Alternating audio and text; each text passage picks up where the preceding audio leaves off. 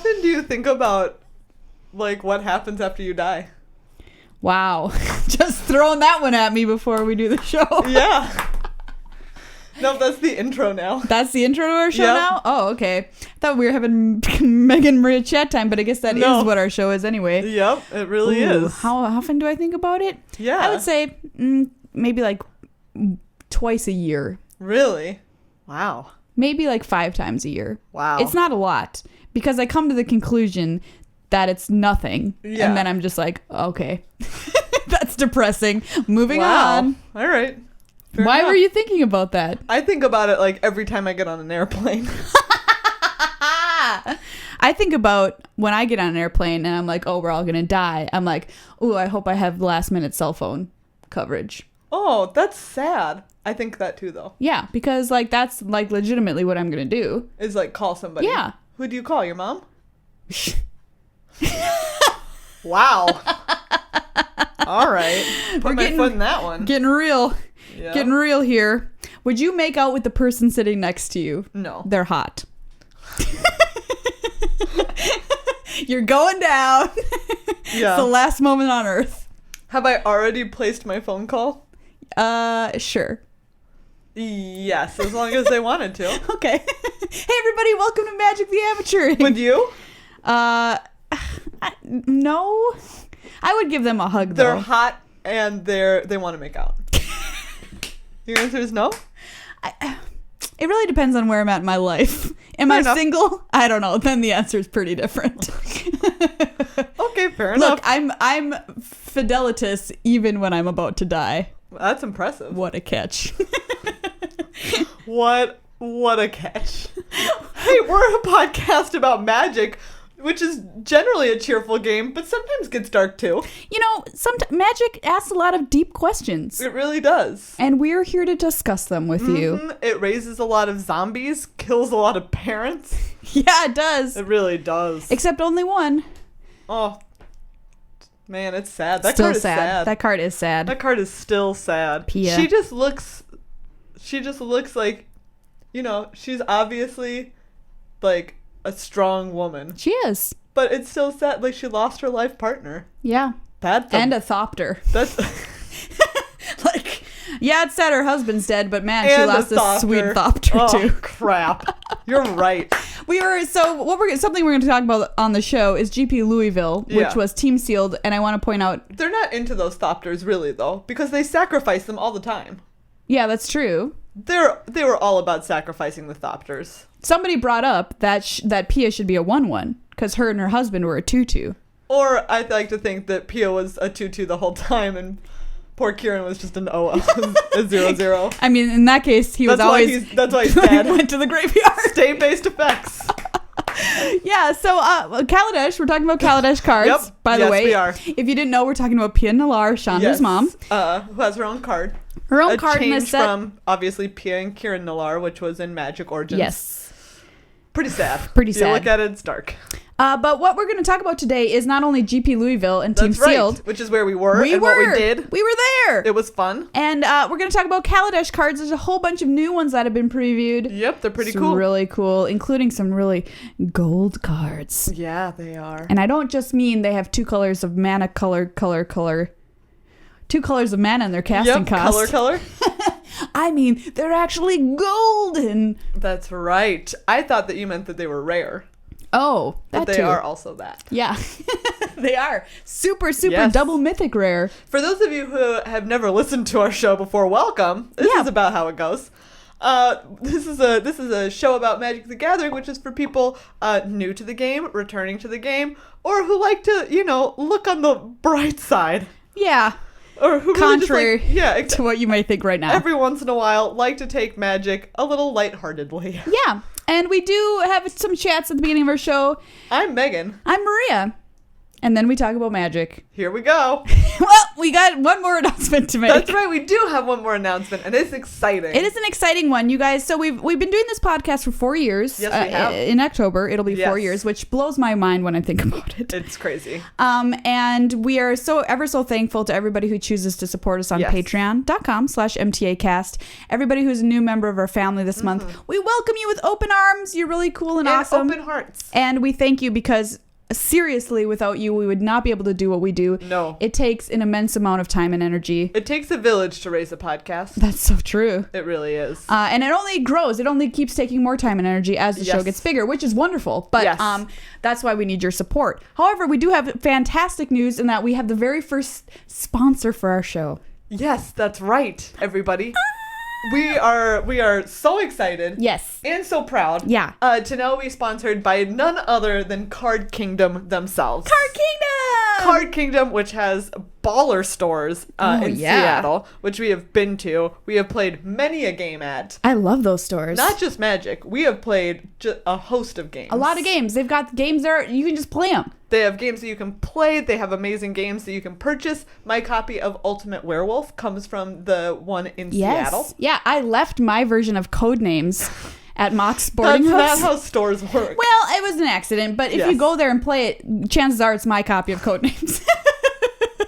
If that's any benefit to you. Yes. What we're saying is if you're in the Seattle area, go to their stores, check them out. It's a great time. And if you're not in Seattle, the good news is that they have a website, cardkingdom.com. Yeah, it's just brand new. They've redone it. If you haven't visited it recently, it looks great. It is lovely. It's super easy to go on there to find cards to buy, and they have a great exchange rate too if you want to get some cards, You sell can cards, mail them buy all cards. your singles, and then you can get back sweet cards for maybe a standard deck or a modern deck or an EDH deck or dream big, legacy, vintage. Whoa. Who knows? You trade in enough cards, man, you can do anything, and they can help make that possible. It makes me proud to be sponsored by Card Kingdom too because they used to sponsor Limited Resources. Yes. So I feel like we're in good company, and they also Yes. currently sponsor Command Zone. So They have a long and storied history. coming up on the show, GP Louisville, Team Sealed, Kaladesh, new preview cards, new expeditions, quote unquote. They're called inventions now. Yes. We have a they Flavor are Text part Theater. of the Masterpiece series. Yeah, the masterpiece. Flavor Text Theater featuring a throwback set. Cons of Tarkir. We got a pack from lovely listeners and friends of the show, Vicky and James, when we were at Louisville. Yes, and we also have a For the Noobs coming at you in 3, 2, 1. Now.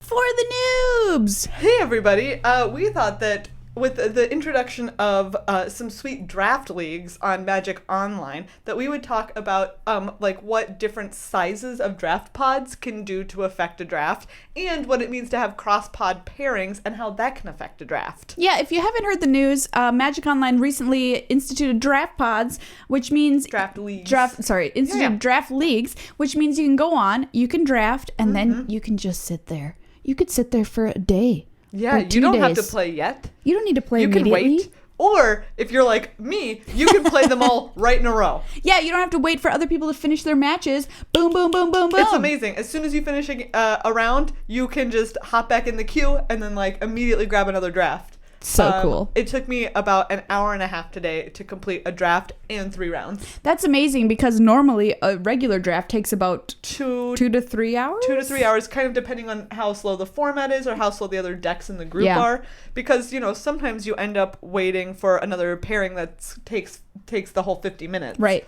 So this is super sweet in that it lets you do it again, like if you have no time at all and you just want to get a draft in and then like you want to play the games later. Yeah. Or if you're like, hey, I'd love to do the whole thing and I've only got an hour and a half, there's a really good chance that you can get through the whole thing like right then. Yeah, it's super sweet. It's the only great. thing that may be a potential downside for you is that you're technically playing what they call cross pod. Yes. So if you've ever drafted in a store or even on the other queues on Magic Online, like the 8-4s or the 4-3-2-2s, which they changed, To the 6-2-2-2. 6-2-2-2, Or or the pack Swiss. per win, Yep. the Swiss pack per win.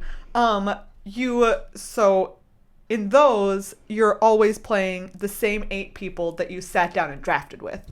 And what this means is that if you were in a store, say, and your store had 3 different sets of 8 going, you wouldn't be playing just those 8 people. You would be playing someone who is sitting at another table and drafting with an entirely different pool of cards. Right. So one of the potential downsides to drafting cross-pod is you're not able to evaluate the draft as it goes on. So if you say, for example, a ride down come through your way and go around the table, and you end up playing somebody who's in red-white, you might think to yourself, oh, they might be playing that ride down, so I'm going to watch out for it. In this case, you don't know what is in their deck at all. It could be anything. Could be whatever. They could have Gisela hanging out in there for all you know. Although you probably wouldn't know about that. You probably wouldn't know about that anyways. That's a P1, am I right? Yep.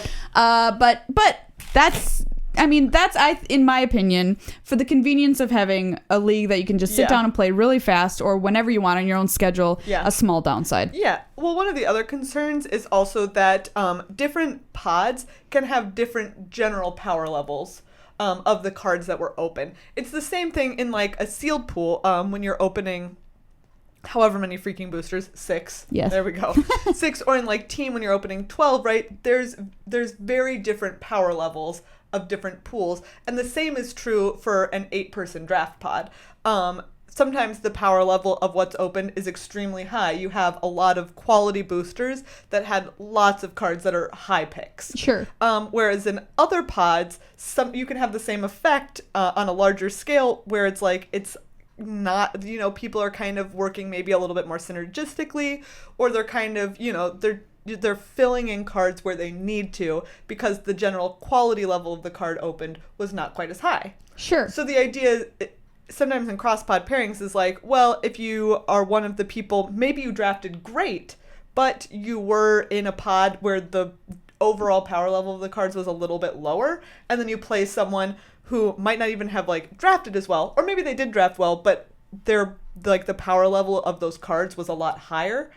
It's like it can lead to lopsided matchups. It's not quite as true like a show of like how well did you draft your deck. And how did you were able to read the other signals around the table as well as reading what you were building in your own hands. It's not as true a measure as if you were playing against someone who was working in the exact same environment that you were. So another quick example is once I played in a PPTQ top 8 draft, and it was a train wreck. Yeah. I don't remember if anybody knows that story from the show, but I remember. It was heinous. Do you remember seeing my deck afterwards? Yeah. It was easily the worst deck I'd ever drafted in my years of playing Magic. And I was obviously not the only one. Like, the whole draft got tanked. Yeah, exactly. So, like, that's something that could... I mean, we were all stressed out and nervous, which is why it happened. But, like... it could potentially happen. Yeah, like you could be in a draft pod online where it's a tanked draft. Like no one knows what the heck is going on. Yeah. You're not even getting clear signals. You're getting signals that are like all across the board and just being like, what is going on here? Like it's a doctor and there's a patient and it's like beep, beep, beep. Oh, this is fine. Beep, beep, beep, beep, beep. Brr. Oh God, flatlining. Pump their chest. Bring in the things. Boo, boo, boo. On 3. On beep, beep. Oh, just kidding. They're fine. Oh God. Brr. Flatlining. That's what it felt like. That draft? Yeah. That was I was in the moment with you for a second. Thank you. That was a really great recreation. I watched a lot of Scrubs. That's like the most lighthearted doctor show you could have chosen to insert right there. Yeah, but it's also the only doctor show I ever watched. Oh. Did you ever watch the early seasons of Grey's Anatomy? No. Like, the early ones are actually pretty good. Okay. Like, eventually it tanks because now it's on, like, 13 or whatever, and I have no idea what's going on. But I remember watching, I think, through the first 3 seasons and being like, this is pretty good. I watched, like, a couple episodes of House. Oh, yeah. And then I was like... I don't get behind that unlikable of a protagonist. I was like, it just doesn't make sense to me. I'm like, how are you still employed and have a staff? It's great though to watch that and like Hugh Laurie. And then did you ever watch Jeeves and Wooster? Yes. And think like it's the same person, which is weird. Hilarious. He's so funny. If you guys have never seen Jeeves and Wooster, based on the novels by P.G. Wodehouse. It's great, and a very young Hugh Laurie is in he's them. done a lot of great comedy. As like this like young kind of like. He's not even a dandy. He's like more incompetent than a dandy. Like a young English gentleman who's just like pretty incompetent. Anyway, my draft felt like that. The these things That's can a weird all. tangent. What we're trying to say is these things can all Yes. happen, okay? Exactly. But we just like waxed poetical about how much we love them at the top of the show, Oh God, which and remains we do. true. And it's so like those are some of the drawbacks. But that being said, people are still playing these draft leagues gangbusters because they're great. Yeah, great idea. It was so much fun to be able to hop in and like play all of the Magic that I wanted to. It's like, okay, I only have an hour and a half before I have to leave, but I want to play the most Magic that I possibly can. Yeah, I get it. I got to play the whole thing. And it was nice to know so that even good. if I didn't, I wouldn't have to like drop after 2 rounds. I could just come back and eventually play that third game if I needed to. Or have that bad idea, like 2 a.m. final round. Man. I thought about it. I ended with like 15 extra minutes, and I was like, okay, Megan, you could draft another deck right now. And I was like, don't do it. Don't do it, you jerk.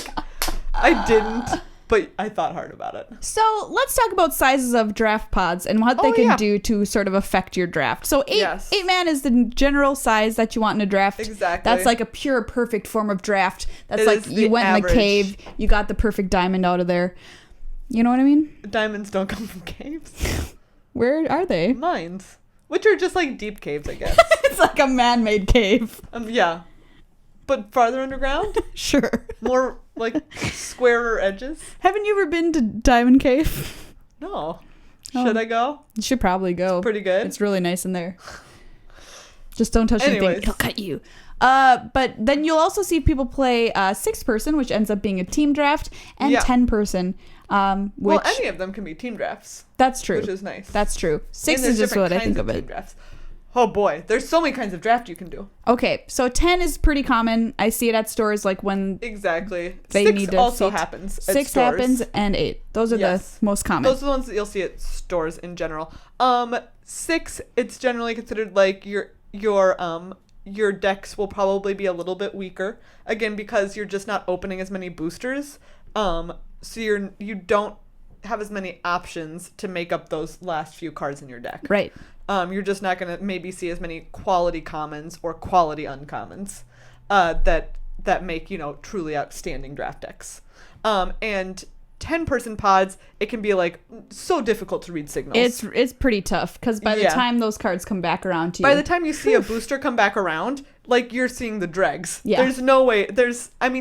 Sometimes you can still get a solid idea of like what people have taken out of that pack, but a lot of times it's like, yes, these were 4-5 terrible cards, and nobody took them. This tells me this nothing. makes sense. Yes. This tells me nothing. I don't know. So when you're in a 10-person draft, Megan, do you enter it thinking any differently about how you're going to draft?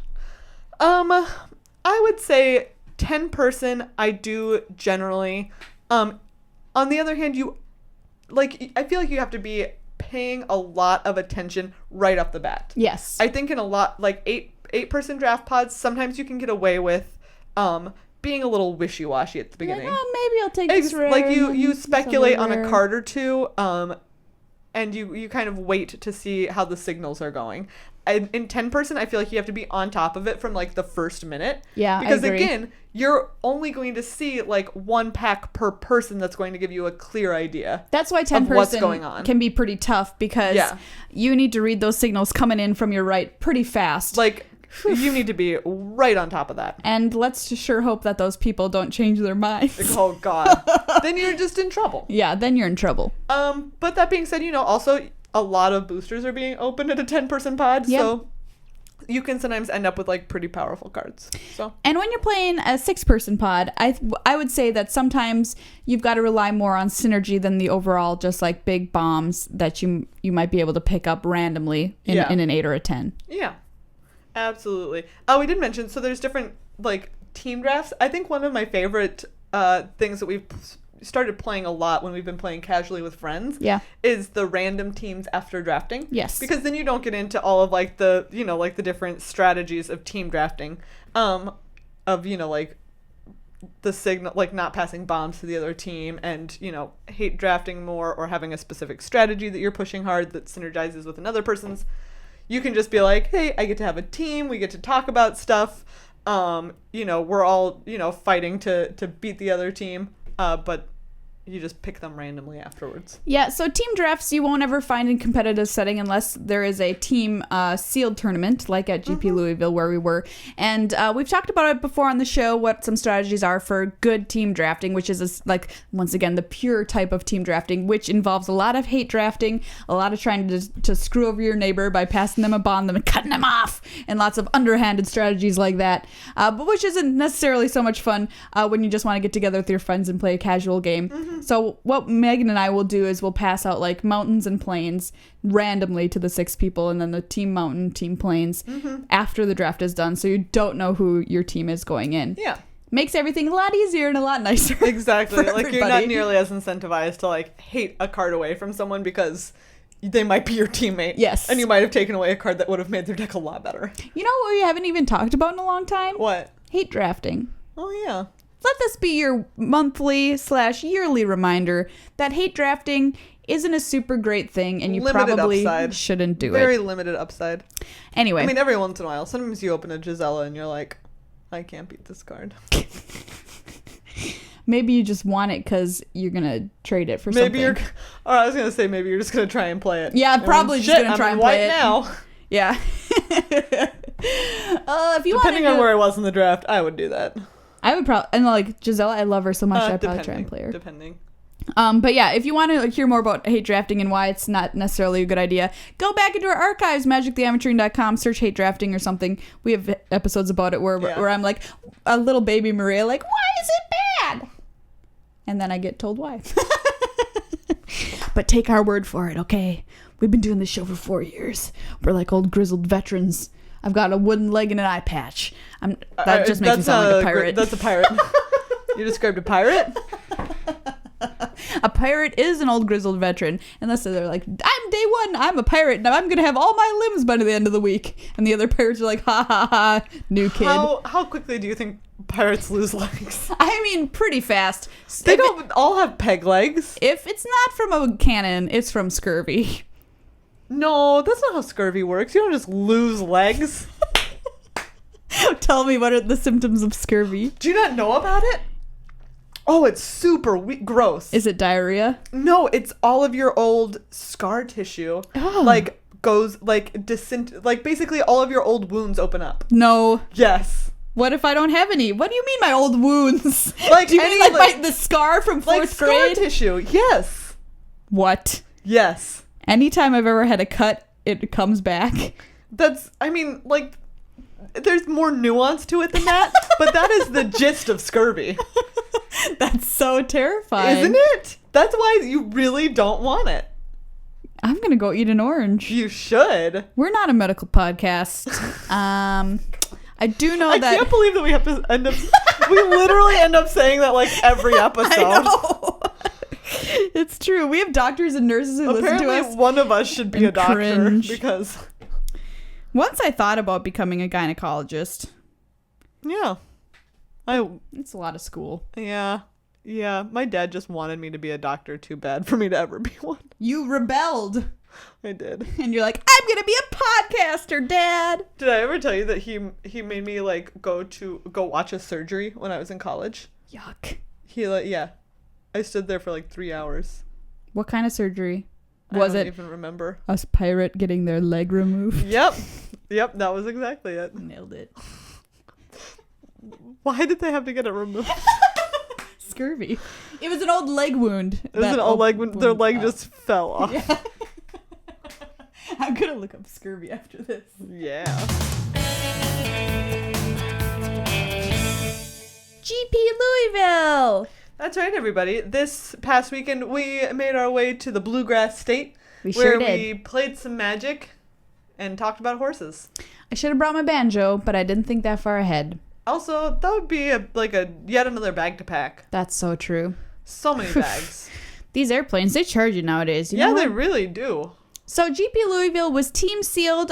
We went because we love team sealed. We do. The last team sealed we played was GP DC. That's right. Which was a ton of fun. Was that earlier this summer? It was. Wow. That was in... Time is a funny March? thing. I don't remember. It was earlier this year. It was, but it was cool because we got to go to the National Mall and check out that kind of stuff. It was great. It was super cool. And so we're like, hey, GP Louisville's coming up. Let's do it again. Run it back. We once again teamed with Athena, otherwise known as Elantris. For Team Gnarlid Pack. Team Gnarlid Pack. I don't care what the other team names were. I think we had the best one. Agreed. Yeah.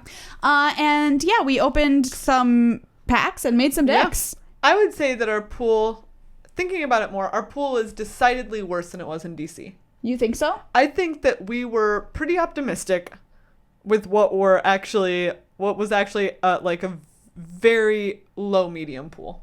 So I'm not saying that it was straight bad. I'm saying that it was probably slightly below average. our DC pool was pretty good. Our DC pool was good. Yeah, so in this Team Sealed, I'll start off by saying I think is a very difficult format. Oh goodness, yes. Sealed in and of itself, I think, is very hard. Yes. And Team Sealed is even harder. Yes. Because you need to make 3 decks for each of the teammates out of 12 packs. Yes. It's a lot of cards and a lot of different options you have when you're building your decks. And we had so many soul separators. Yeah, we did. As our rare. Unexciting. What we did have was a ton of removal. Yes, we had so much removal. We kind of didn't know what to do. We had more removal than you could shake a stick at. Because we had so much removal, but then our creatures were like not very great. wimpy. So it's kind of like, well, we were mixing and matching our colors and seeing how they worked. And then we at one point had paired black and white together, and I was like, oh, this deck is just mono removal. You could just kill everything, but then nothing happened after that. Yeah, so it was crazy. Yeah. And building with 3 people is always challenging too, because, you know, everybody's got different opinions, and you've just got to work out what's best. And I mean, what's best isn't clear, and it's not just not clear for us. I mean, we would talk to professional players there that weekend who also were like, oh, I misbuilt my deck. So many people are always like, we misbuilt our pools. It happens all the time. It's so rough. So, but we came out with 3 decks, which I think we did pretty well given what we had. Yeah. If I went back and thought about it and like, would I have done anything differently? I'm not sure that I would have. Yeah, I think that we ended up on the correct color combinations, and like I think that our decks were a little underpowered. Yeah. And I think that was always going to happen. So we finished with our pool. The day 1 at, what was our record? 3 and 4. 3 and 4. We dropped. There was 2 rounds left. Yeah. So we quit because we were out of the tournament. Yes. And because, well, we were out and we played one more round, and then opponents weren't showing, and we were like, we're done. Let's go get dinner. Oh, and we went to a great bar. Yeah, we did. That was in an old church. And we sat up in like the choir loft. It was cool. Yeah. So we didn't do as well as we had hoped, but that being said, I'm not disappointed with what we made. Or our performance. Like I think I misplayed, but not like insanely badly. I credit my losses to just like, this deck was not going to probably win this match. More so than, I don't think I played right, which I think that makes me feel okay. Like I don't feel as bad. Definitely misplayed to losses in the first 2 rounds of the tournament, which is not the best way that you want to start out. Round 1, we ended up going to time and not finishing. Yeah. But I had lost game 1 and won game 2, and I think that I should have won game 1. And I told you this. Yeah. It was my first experience of, oh my God, I think I might have punted the game on turn 3. That's crazy to think. Turn 4. So. Well, that can happen. But it's true. It literally traced back to trading in a place where I didn't need to trade and could have made a play where I didn't trade. Sure. And I think that it would have been better. That's always a question for me, like early in the game. Do I trade or do I not? And I think that a lot of times it's like I am usually in favor of trading, and like I am a little bit more controlling, so I usually favor that a little bit better. Like I'm going to have better late game resources because those are the types of decks that I like to play. Sure. But in this case, my opponent was blue black and I was green black, and it was like, okay, I actually need to be putting on pressure, and I traded away a creature that I think I shouldn't have traded away. Yeah. So it was. Well, it was really crazy. That's pretty advanced, like thinking about it though, Megan. So I think that's good that you recognized it that early and you still remember it. It's still rough on turn 4 of the first day, in the first game of the day, to be like, fuck that one. Whoops. So we lost our first 2 rounds. Then we won our 3rd round. No, we didn't. We lost our 3rd one too. What? We did. I don't think so. Maria, we went loss, win. Loss. No. That's not true. Win. Yeah, we went loss, win, loss, win. Oh. Well.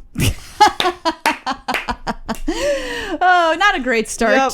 It was right down the sledding hill. It was rough. And I like looking at our decks in a vacuum, they did not look bad. No. And I think that you know, a lot of the times a clue that you misbuilt in team is that one person will win all the time while another person or other people are losing all the time.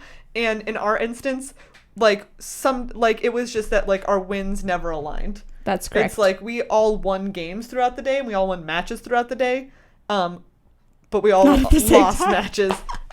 Yeah, at different times. I was playing blue-white flyers / choking restraints. Yeah. Blue-white choking restraints. I was playing blue-white choking restraints. You're playing green-black delirium. Yes. And Athena's playing red-blue spells. Yes. 3 actual archetypes. Yeah. So there you go. And you cool. know what? We were in good company. There were other teams that really lots of other teams went down that sledding hole pretty fast. Bombed that hard. It was a lot of fun, though. And you know where we saw them? Super Sunday series. The Super Sunday series. That's right. Which, you know, I haven't played one in a while, and it was a good time. I love the Super Sunday series. Yeah. I say that because I've only made day 2 of one tournament. So yeah. I go and I'm like, Super Sunday, I'm coming for you, even on day 1. Yep. But it's just like a more relaxed, kind of friendly tournament. Yeah. But I recently learned that pro players call it the Super Sadness series. I mean, it's true. It's true. You're playing it because you didn't make day 2. Sure. But I love it. Whatever. Yeah. Anyway, so we both played Super Sunday. Yeah. And you guys, Maria made the worst punt she's ever made. First, let me tell you that I also had a pretty sweet mythics in my pool. Your pool was bonkers. I got this pool and I immediately started to panic when because the person across from you opens it so you can. Yeah. I mean, not opens it, but looks at you. Wait, how did it happen? They watch while I open it. And I just saw his eyes get huge and I like looked down and it was Nahiri and I was like, oh my God. And then in that same pack, Avacyn. So wait, was one of them... Wait, no, Avacyn's the flip card. Oh my gosh. Yeah. Yep. And then another pack in Liliana. Oh my God.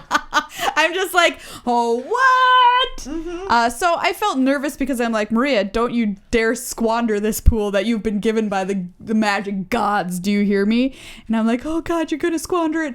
And it was really tough to build because I had 2 blue-red lands and a Terrarian. And my blue creatures on the whole were better than my white creatures, save for Avacyn, of course, and Nahiri.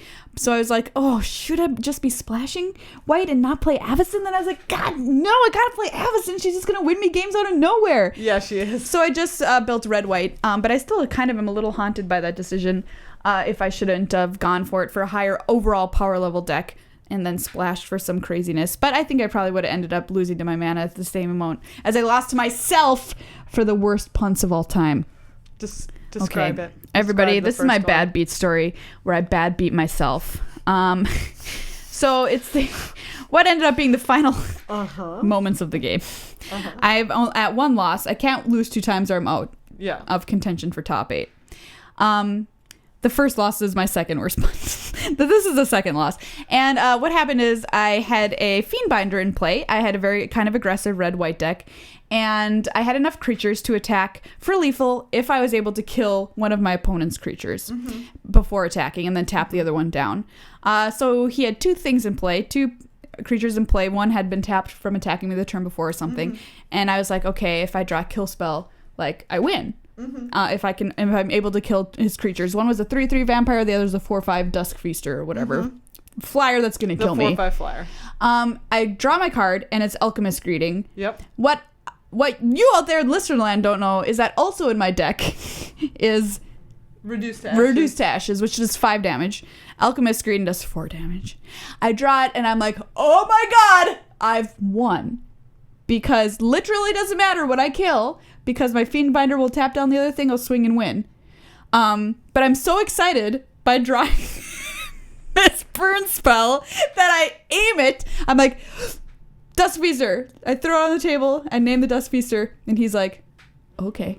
Because it's not gonna die, it has 5 toughness. Yep. Megan. Yep. Listeners, I cannot impress upon you how much I felt the blood drain out of my face and the rest of my body as I sat in that chair. It was like devastation was poured over me like a barrel of oil. And I was... I I've never felt so terrible as I felt in that. That's not true, but I mean, in a game of Magic. Yep. As terrible as I felt right then. Wow. And I just sat there and I was like, I think I kind of did the thing when you're in a scary movie and you're just like, no. My poor opponent, is just what must he have thought? What is this crazy woman doing across from me? Man. I'm I just punted the worst I've ever punted my entire life. And then he's swings for the win. So that felt awful. Really awful. And the previous loss that I got, I had played my Smoldering Werewolf and not shot out of the air his 2/1/1 spirits, which would have been a pretty good play. Yeah. But instead I used another kill spell, that Savage Alliance, and shot them with that, which I didn't need to, and I could have saved it for something else. Yeah. So anyway, those are 2 horrible punts I made, and I feel like I need to express them because I don't want it to happen again. Now, I know everybody punts all the time. In fact, yes. LSV just put up an article today on Channel Fireball that talked about his punts from the World Championship, where he thought he drew the flash crab. Yeah. But instead he had actually drawn a Vexing Scuttler. And so he's going to go to play it, and then, he realized he had the other one. And he can't. So he did nothing, took 4, and had to cast it the next turn or whatever. Oh, yeah. I've done that before. I have confused those 2 cards. I have tried to flash in a Vexing Scuttler and had people be like, you can't. But no. That's not a thing. So yeah, even when you think that you're never going to make a god-awful punt anymore in your life, you do. Yeah. Okay, wait, just out of curiosity. So on your side of the board, what attackers did you have? I don't remember. I remember I had a Fiendbinder and I think 2 other things. A Fiendbinder and a creature and a creature, and he had the 4/5. The 4/5 and a 3/3. Untapped. Yes. And a 3/3. What's your life total? Who knows? Not high. Not high. And his is also low? Probably. So if you deal the damage to the Dusk Feaster, and those are his only 2 creatures, right? Yes.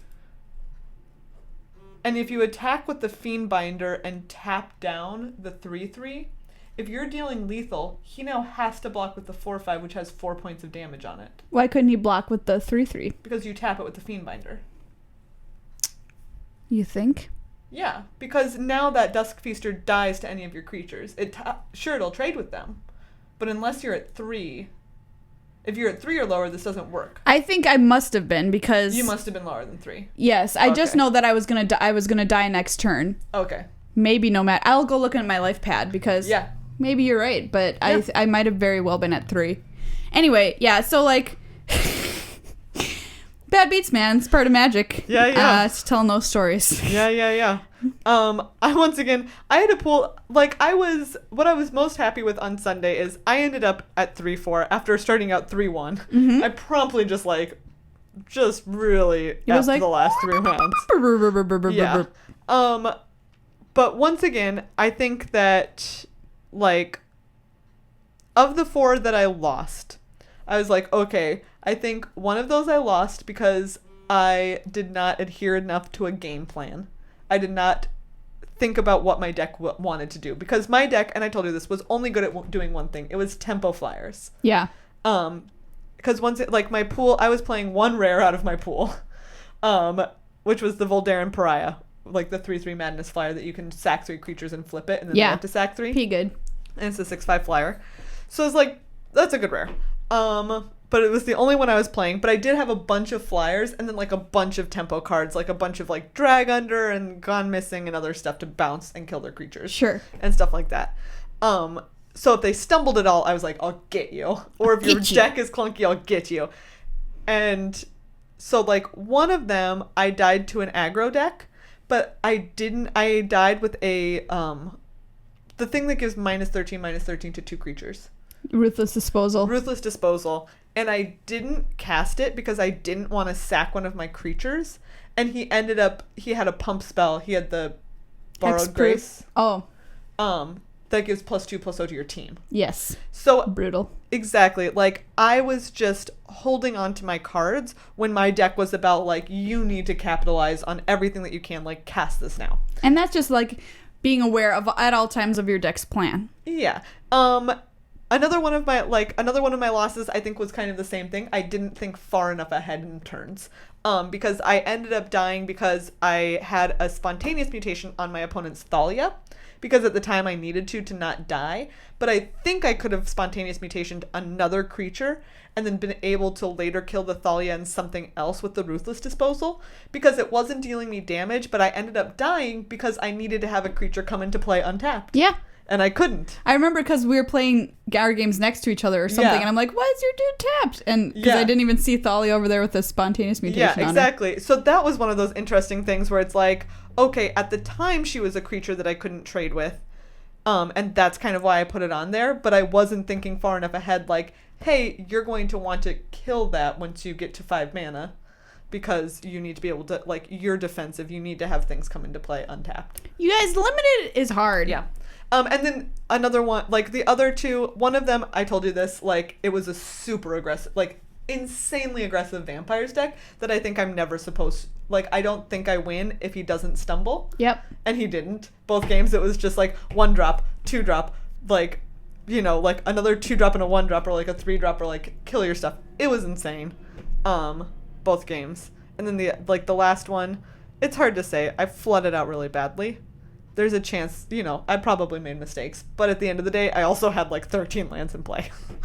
Yeah. So I think what this tournament made me realize, more than I've realized before, is how insanely skill intensive sealed deck is. Oh god, it's absurd. So some people say that they call it sealed deck sealed luck because, if you open a great pool, you're just going to win. Well, that's not true. I'm living proof right here. Yeah. Okay. And secondly, like, you have to know every card in the format so well. You have to know they could have anything coming at you. Yeah. They could have anything coming at you. Like, I had Avacyn. That you've got to sometimes be like, you know, like, what is my opponent doing with all this mana untapped? Might they have Avacyn? Like, might they have the Borrowed Grace, which blew me out at one point during the weekend? Grace. Do you know what? That card's a piece of goddamn work sometimes. Oh yeah, it sure is. I'm not a combat tricks person, but sometimes it's 5 mana for +2/+2 to your team. Yeah. And it's just like, yep, I lose to that. So I lose to that a lot. I was just thinking, like, I know it's hard, and I know limited is also really, really fun, but man, you have to be a darn good player. Like, you cannot win and be bad. You have to know the cards in the set so well. I got blown up by Woodcutter's Grit a few times, like, more than I expected. I think I don't get surprised by that card only because I have played it a lot. And I don't advocate it. Like, I don't. I'm like, is this every card once good in a while. suddenly? No. Yeah, anyway. The answer is still no, but I played it. So. But it reminded me of, like, playing I thought about GP Minneapolis, which was standard. And I realized I was not, like, as stressed out going into every game because I kind of could tell what my opponent's deck was going to be doing or what cards were going to be in it. This, you just had no idea. Which is funny that it's taken me, like, this long to think, wow, sealed deck is hard. Yeah. Harder than standard. It's difficult, man. Anyway, so that was my takeaway. But we had a great time at GP Louisville. The convention center did smell like a cow, but you got over it. Cows. Eventually. Plural. We went and had some good drinks at a sweet church bar, ate some pie and ice cream. Oh, I forgot to mention that pie place. Yeah. God damn you guys. We went to this pie place. I had cherry chocolate pie. Great. With chocolate chip ice cream on top. It was so good. We bowled. We went bowling. Yeah, we did go bowling. That was also a lot of fun. We ended up on a random roof bar. Yeah, roof bar. That was good. Yeah, so that's the thing about going to GPs. Not only is it fun and you get to, like, really test your magic metal with your friends, especially playing a team event, but you get to explore the city that you were in. This case, I've never been to Kentucky in my life. I saw a lot of people wearing unnecessary cowboy boots. Yeah. That was great. You don't know what they do in their life. All I know is that if it's 2 a.m. and you're out drinking, you probably don't need to wear them. You never know. I guess fashion, right? There's no accounting for fashion. Nope. Kaladesh previews! That's right, everybody. Holy cow, there was a big announcement recently. Oh, yes. The Masterpiece series. Masterpiece on PBS. Masterpiece Theater. Now introducing cards. Kaladesh Inventions. You know how they always have, like, the little intro at Masterpiece Theater? With the little person, like, in the chair by the fire. And they're like, Well, they're not in a chair by fire anymore. They're just like in a blank space. Oh. Like now it's Alan. What? It's Alan Cumming who does it now. Why is he not in a chair by a fire? I don't know, because it's 2016. Ugh. Classic 2016. You mean you want him to be like reading a book and looking up, I didn't see you there. Yes. That is what I want. That is what I expect. He's so good though. He's so good at it. Like I know it's I'm random so mad. that I'm like, he's so good at introducing a show, but That's a weird thing to say. every time he does it, I'm like, yes. That is a little weird. But you like watch it, and I'll have you not say that because All right, I believe you. will. Anyway, Masterpiece series. What does this mean, Megan? So the expeditions were kind of like, it turns out like the first installment of these. Snap. And now we have a new installment of like premium foil, new art, beautiful border reprints. Yes. That somehow go with the set. So Battle for Zendikar, it was the expeditions. Yep. Because that was, a land-based set. And in Kaladesh, they're reprinting tons of classic artifacts. But in the same style of like, they all have new art, they all have these gorgeous borders, they're going to be foil, and they're in like that kind of super mythic, like the foil mythic spot. Yeah. So they're not going to be open very often at all. Yeah. So you opened how many expeditions? 2 or 3? 2. I opened 0, so I have high expectations Time for you to get even. that I'm going to get one of these masterpieces. Yeah. These ones are called the Inventions, and gosh, they're beautiful, and They are. they're all, so cool. there's a foil animate, like it shows somebody trick was showing off how it looks foil, and they're just Yeah. gorgeous. So there's the Gear Hulks, the new cards from Yep. Kaladesh are some of this cycle. There's also Sword of Light and Shadow, Sword of Fire and Ice, and Sword of Feast and Famine. Nice. And the art on those is so cool.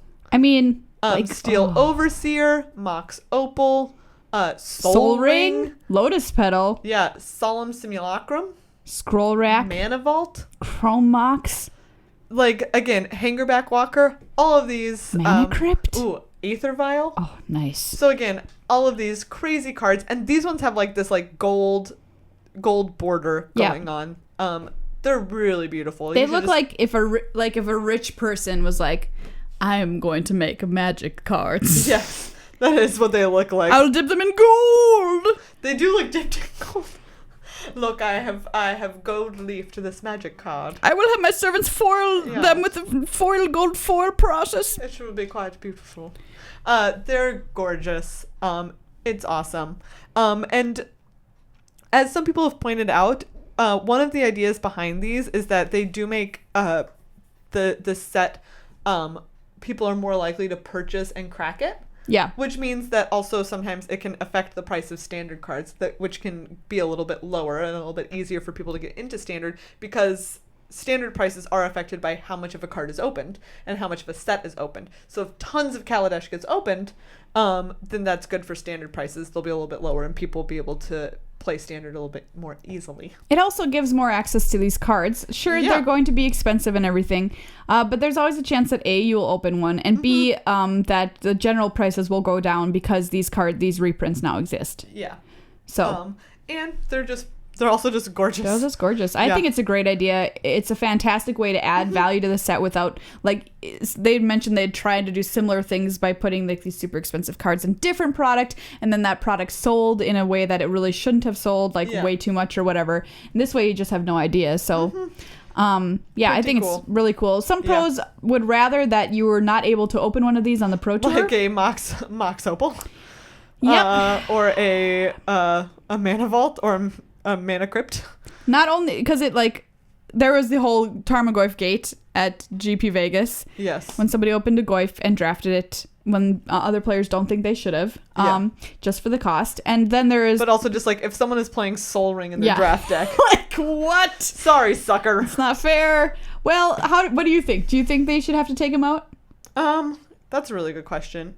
I'll go with, I think that it would be very reasonable to have them taken out. Yeah, I agree. But normal life, I think it's cool that they're in there. Yeah, like if I'm really going down cool. to the store and I'm drafting and somebody opens a Soul Ring, I'm going to be like, sure. Good job. Good job, buddy. Good job. I guess play it. That's awesome. That's good for you. I don't know. Yeah. Anyway, so yeah, those are gorgeous, and I can't wait to open 5. Yeah. So much of the stuff on here is so pretty, though. Kaladesh is so pretty. Yeah, it's beautiful. It's gorgeous. I love the color palette of it. It's so bright. Yeah. Bright and beautiful. So, Megan, what of some new preview cards has got your fancy? Well, obviously, there's Cloud Blazer, which is one of a couple of new multicolor cards that we have seen. Cloud Blazer is 3 white blue for a flying 2/2. When it enters the battlefield, you gain 2 life and draw 2 cards. Ugh. Some people are calling this the new Mull Drifter. It doesn't have Evoke, but which is notable. It's but not really a Mull Drifter. It's also beautiful. 2 colors, but and you gain 2 life. It's great. I love it. It's beautiful. I will play. I will cast this card, I'm sure, many times. Hopefully, it's an uncommon. It's not even a rare, so yeah, get to it. Pretty cool. I mean, I love this new card, Smuggler's Copter. Yes. Which, by the way, is just an adorable little vehicle. Yes, it is. 2 mana for a 3/3 flyer. What? Crew 1, and every time it attacks or blocks, you may draw a card. If you do, discard a card. Very cool. I love it. That's Very really cool. powerful. I think that's going to be in standard. Yeah. Anyway, fingers crossed, because I love playing like weird kind of like artifact aggressive, like strange decks like that. And I hope that something like a 3/3 flight for 2. There's not much that's more aggressive than so.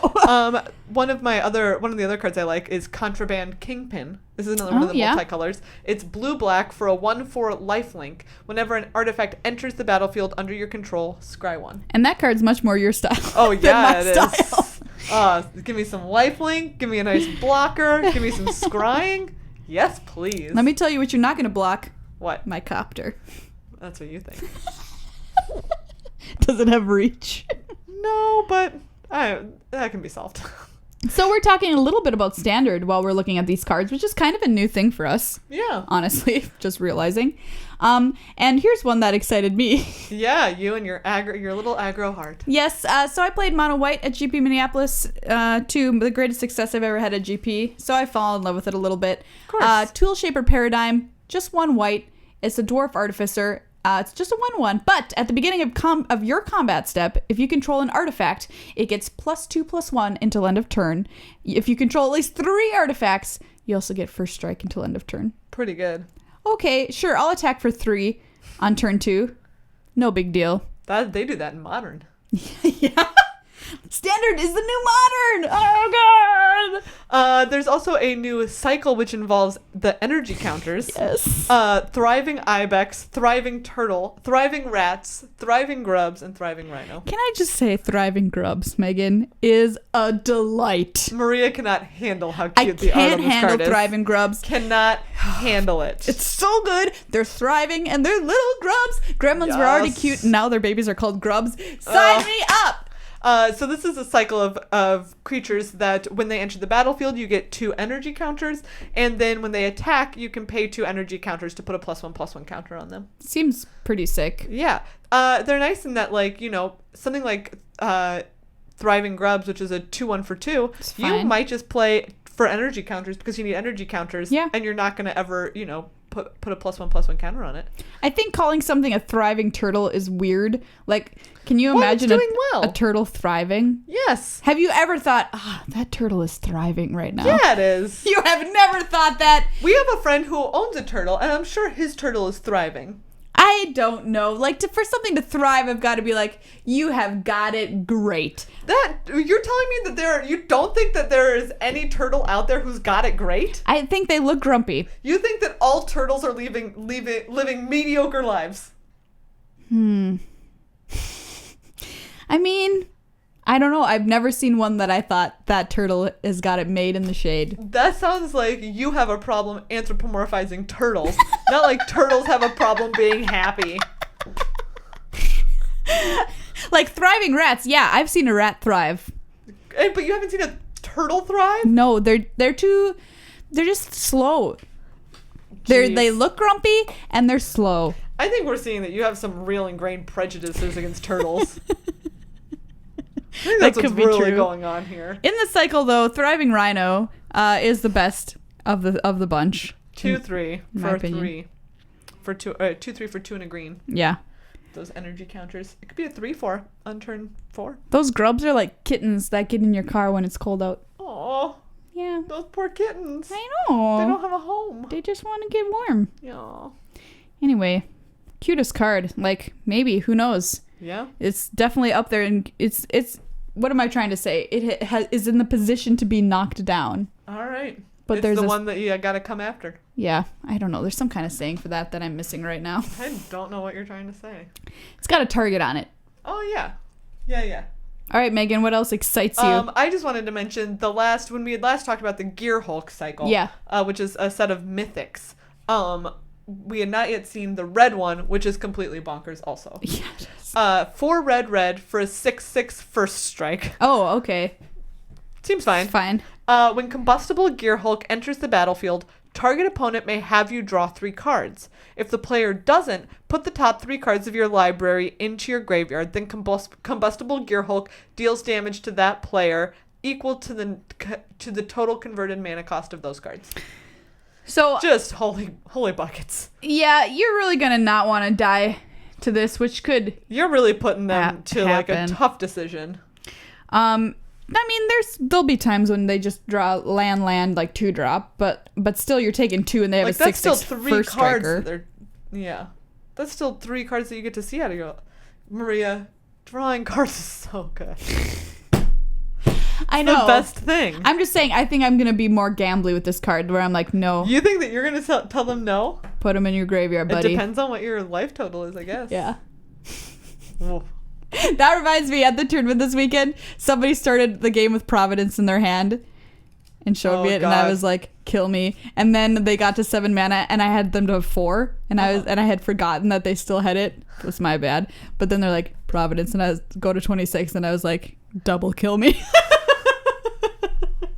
And then I died. Oh god. Anyway, but Yeah. so sweet new cards we've been seeing. Megan, I just want to point out, I mentioned a Forerunner for cutest card. Yeah. I want to know how you feel about a potential Forerunner for grossest card. All right. Eliminate the competition. Oh god. It's intense. It is. It's a great card. 4 and a black, sorcery. As an additional cost to cast it, sacrifice X creatures, destroy X target creatures. And the Which, art... I love how it works with like servos and Thopters, Yes. right? You can Yes. Ideally, you're sacrificing a bunch of these little servos that you've made to destroy their actual creatures. Yeah. But it is someone driving a knife straight through someone else's wrist. And their own hand. Oh god. What? Yeah, so they are grabbing their wrist and then You're right. putting it through their own hand and that person's wrist. You know who doesn't like this card? Stephen Colbert, Live Strong.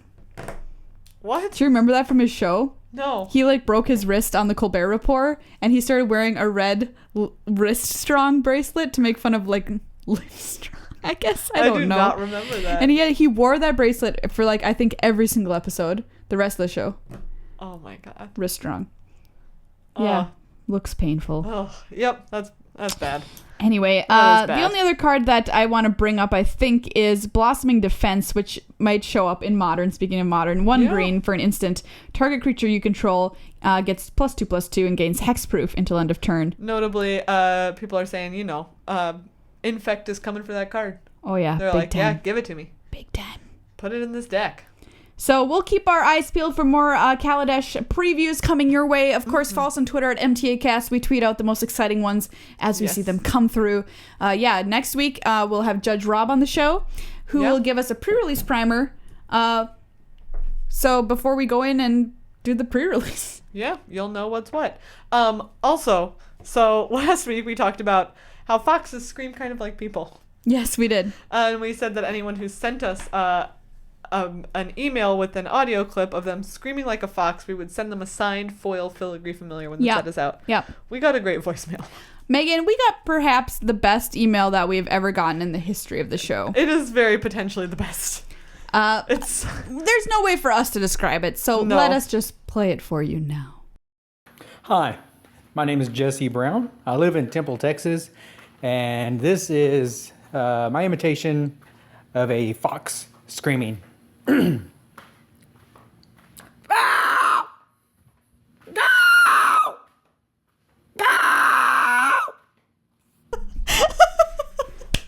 It's so good. so good. It sounds real. It's so good. I wanted to just read the email that Jesse sent with us. Jesse, let's also just say you're the best. You're the best. So here's my recording, he writes. Had to go to the garage to keep from scaring my family. I get it. I have to say that I get it. We are going to send you that signed filigree familiar because you earned it, buddy. Because you really did. That was amazing. That was... And here's what you don't know about that. I played it in the middle of the night. I turned my phone up to its full volume. When we were in Louisville. And scared Maria Megan. Put it right next to my face. Put it in her face when it was like completely dark in the room. It was so good. Oh, Thank God. you, Jesse. Thank you, Jesse. Thank you are you. a hero among men and foxes. I could listen to it 100 times and never get bored. As could I.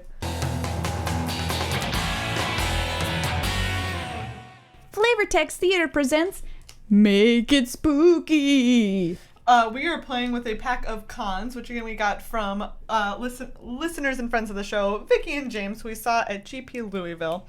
And we're going to take a look at these cards, and we're going to make them spooky. Yeah, because this is one of the last times we're going to be in the Spooky Moon block. Spooky Moon. So let's make some cards from Cons Spookified. Yeah. This was your favorite set of all time, Megan? It was. So far. So far. I really love drafting triple cons. Okay. I had such a great time.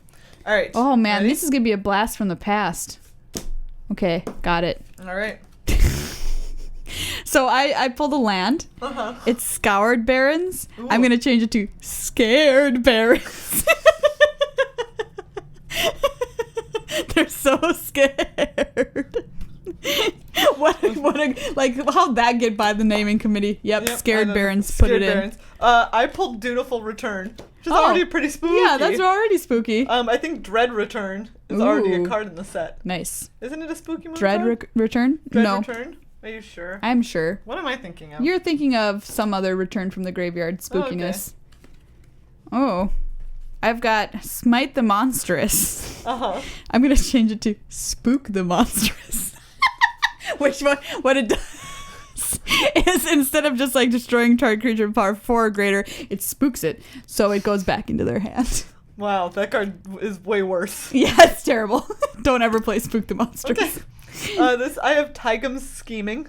Mm-hmm. I'm gonna rename it Tygum's Screaming. Hire us, wizards! Okay. What should this one be? Oh boy. Unyielding Krumar. It's gonna be I'm Yielding a Crowbar. Is the new name. And it's like a guy with a sweet Innistrad hat, obviously, with a crowbar, and they're like trying to smite some kind of Eldrazi spooky monster. Mm-hmm. It's still a 3/3 for 4. I'm wielding a crowbar, and you can pay 1 and a black, and that crowbar is a creature, and what that means is that it taps target spooky creature.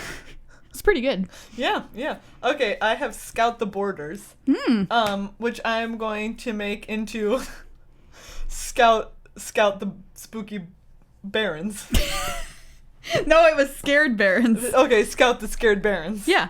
Which is where you can just go and look for that land. Oh, okay. Specifically? Scared Barons. You can only go get Scared Barons. Not a very good card. No. Here I have Pine Walker. This one is going to be Pine Walker Texas Ranger, and it's going to be a zombie version of Walker Texas Ranger who smells like a pine, smells like a Christmas tree. All right. Great card. This is Valley Dasher. I'm going to call it Valley Dash-Awayer. It is a coward. Yep. It's a creature type coward. And instead of being a hasty 2/2 that has to attack each turn if able, it's a 2/2 with defender that has to block each turn if able. No, that can just never block. It's a 2/2 defender that can't block. Oh, terrible. Valley Dash-Awayer. I have Embodiment of Spring. Remember this guy? Oh, An yeah. 0/3 for 1 blue, and you can tap it and go find some land for 1 and a green. Instead of Embodiment of Spring, it's going to be Embodiment of Wring Your Neck. And it basically gives a creature -1/-1. Yeah. Still costs 1. I have secret plans. Oh. Which I think we just have to make spooky plans. Spooky plans. Spooky plans. And it's that all spooky creatures you get +0/+1. I wish there was creature type spooky. Spooky. I have Mardu Heart Piercer, which I loved this card. Yeah. In cons. Heart piercing is pretty spooky. Yeah. I want it to be Mardudu Heart Piercer, and it's a poop demon. It's a poop demon that pierces your heart. All right. We've all been there. Crater's Claws. I'm going to turn into just Werewolf's Claws. Yeah, makes sense. Yeah, does the same thing. X and red. Werewolf's Claws. That's our rare. Yeah. All right, sweet rare. Yeah. I have Jeskai Student. Instead, this should be like Vampire Student, you know? Mm-hmm. And it's just somebody learning to be a vampire. Mm-hmm. Okay, I have Natural Eyes. And it is not your lies! And it's... I have an alternate card. And it's an instant that counters Emrakul. And only Emrakul. But it's like, not your lies, Emrakul! Not your lies! Not your lies! What if it was, instead of natural eyes, it was natural eyes? And it was a dummy, but it had real human eyes. Oh my god!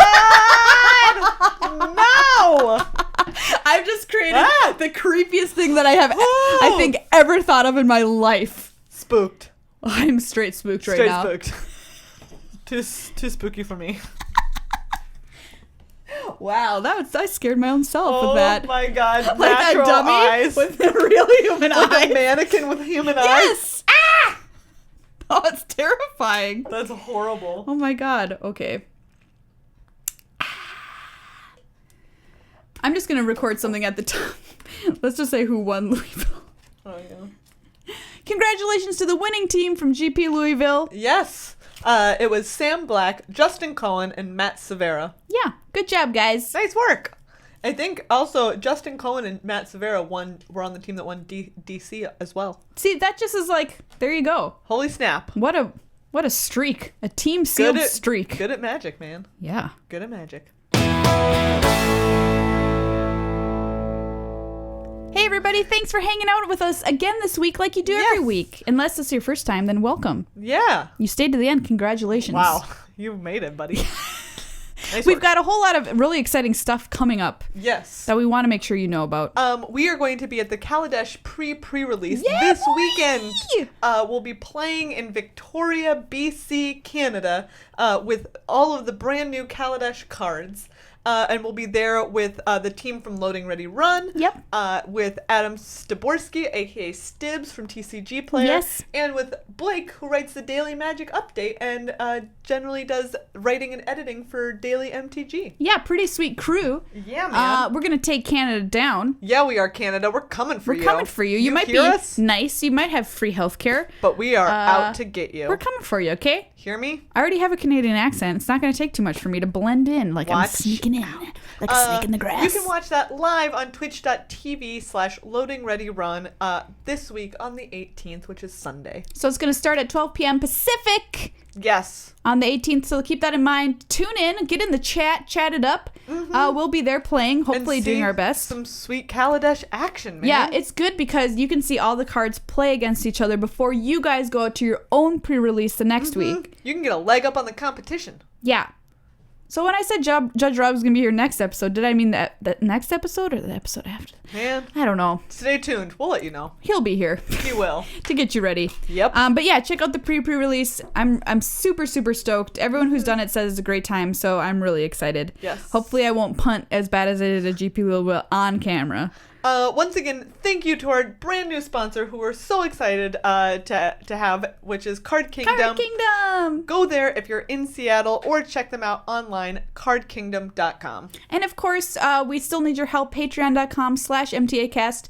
Just because we have a sponsor doesn't mean that we don't still need your support. Need your support because we really do. We really do. The show is growing at an astounding pace, which we couldn't be happier about, honestly. It's one of my favorite things in my life.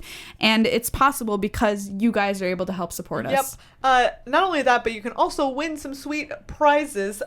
So far for this month's giveaway, we have an Nissa versus Obnixilis dual deck. Yes. We have this pack of cons, the cards that we just opened. Yes. And we'll throw in a pack of shadows and a pack of moon to go with it. Oh, sweet. So that's everything so far, and there will only be more with the future episodes. Also, we will... What was I thinking? Oh, we are also going to do a drawing. Yeah. That's going to be just from people who just started being patrons this month. Yeah. Which will be an Obnixilis versus Nissa dual deck as Yeah. well. So that is a separate one for anyone who is brand new anybody. this month. So if you have not yet started donating on Patreon, consider it, because you can also win some sick prizes. And you get to be in our less than 1% club. That's right. Which is how many people donate to the show. Yep. Which is staggeringly low.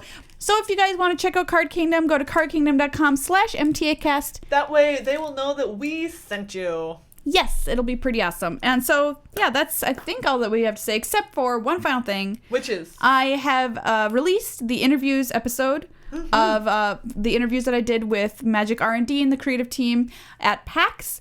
So it should show up in your feed for this podcast. It's called Chatting with Watsy, because that's what we did.